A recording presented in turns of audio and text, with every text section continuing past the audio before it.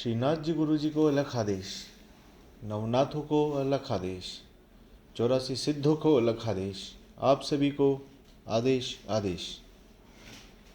मित्रों, आज हम मंत्रों की श्रृंखला शुरू करने का प्रयास करने जा रहे हैं। ये श्रृंखला शुरू करने से पहले हम आपको बता दें कि इन मंत्रों से अघोर एक कदम अघोर की ओर से कोई जिम्मेवारी नहीं होगा। किसी भी मंत्र का परिणाम अच्छा या बुरा वो आपके स्वयं के ऊपर निर्भर करता है, आपके प्रारब्ध के ऊपर निर्भर करता है। इसकी हमारी कोई जिम्मेवारी नहीं होगी। तो मित्रों, हम आज ये मंत्रों की श्रृंखला शुरू करने जा रहे हैं। आप सब ने मंत्रों के बारे में सुना होगा।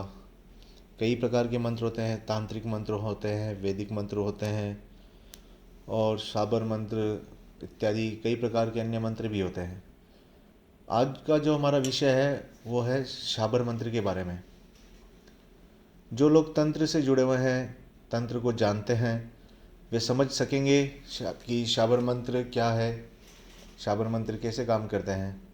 पर जो हमारे भाई बंधु तंत्र जगत, मांत्रिकों या इन विद्याओं से परिचित नहीं है, उनके लिए शाबर मंत्र एक बड़ा विस्मयी और अटपटा सा विषय है। सही मायने में शाबर मंत्र का कोई मीनिंग नहीं है, या यूँ कह लीजिए कि ये एक देहाती भाषा में तैयार किए जाते हैं। ये अलग अलग प्रांतों में अलग अलग भाषाओं में भी मिलते हैं। ऐसा नहीं है कि ये सारे मंत्र एक ही भाषा में तैयार किए गए हैं। उदाहरणार्थ कि जहाँ जहाँ ये जो नाद संप्रदाय के नाद गए हैं, उनकी भाषाओं के अनुसार ही ये मंत्र तैयार हुए हैं और उन्हीं के रूप में वो विख्यात भी होते गए हैं। जैसे कि राजस्थान में आप चले जाइए तो राजस्थानी भाषा में ये मंत्र मिलेंगे, दक्षिण में चले जाइए तो दक्षिण की भाषाओं में मिलेंगे, या किसी भी क्षेत्र में चले जाइए वहाँ की मूलभूत भाषा के ऊपर ये मंत्र आपको मिल जाएंगे।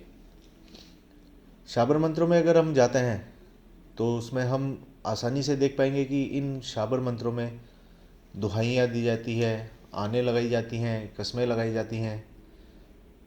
वैसे ही इनमें देवी देवताओं को कस्में दी जाती है, और या हम कह सकते हैं कि बलपूर्वक काम करवाया जाता है, और वो करते भी हैं।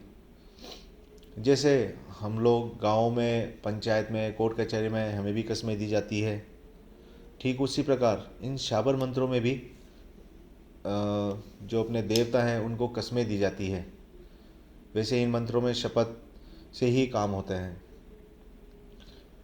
हम बात करते हैं कि शाबर मंत्रों की उत्पत्ति कैसे हुई। शाबर मंत्रों की उत्पत्ति ये जब माता गिरिजा ने देखा कि इस कली काल में लोग बड़े त्रस्त हैं, दुखों में हैं, आम जनमानस बड़े कष्टों में है, ये देखकर माता भगवती को बड़ी चिंता हुई। तब उन्होंने शिव शंभु जी को प्रार्थना की और आग्रह किया कि इन कष्टों के निवारण के लिए कोई ऐसा मार्ग प्रशस्त करे जो सभी के लिए सुगम हो। तब उनके विनम्र निवेदन से श्री शंभु जी ने उनके मुखारबिंद से शाबर मंत्रों की उत्पत्ति हुई।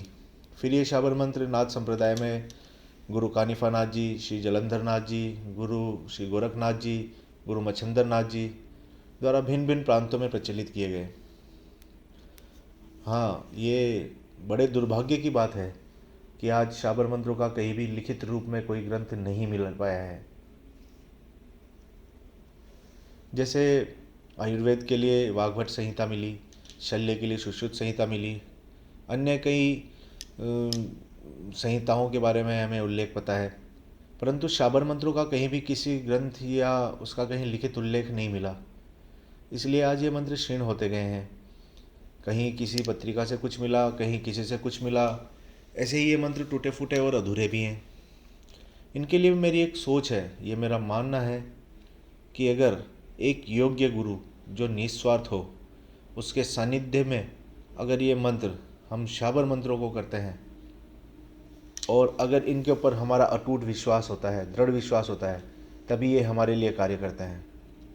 इन शाबर मंत्रों में कोई बंधन वगैरह ऐसा कुछ भी नहीं है, जैसे कि अन्य मंत्रों में होता है मार्जन, तर्पण, न्यास आदि आदि। लेकिन इन शाबर मंत्रों में ऐसा कुछ भी नहीं है। इन मंत्रों का सबसे मुख्य है कि इन्हें आपको कंठस्थ करना पड़ता है, जो कि अपने आप में बड़ा मुश्किल कार्य है, क्योंकि इनके शब्द बड़े विचित्र अटपटे होते हैं। हाँ, इन मंत्रों में शपथ दी जाती है, दुआएं दी जाती है, और यह मंत्र बहुत ही कारगर है और काम भी करते हैं। ये आपकी किस्मत है, या ये आपका प्रारब्ध है कि आपको एक योग्य गुरु मिल जाए और उनका आशीर्वाद आपको मिल जाए, तो उससे बढ़िया सोने पे सुहागा और क्या होगा। क्योंकि एक योग्य गुरु ही आपको निश्चल भाव से, जो आपको इन मंत्रों के रहस्य को समझाएगा, आपको बताएगा कि ये मंत्र कैसे आए हैं, कहाँ इनका प्रयोग होता है, कैसे इन मंत्रों को सिद्ध करना होता है, कहाँ ये आपके प्रयोग में आएंगे और इनका क्या लाभ हानि है। ये सब आपको एक योग्य गुरु ही बता सकता है।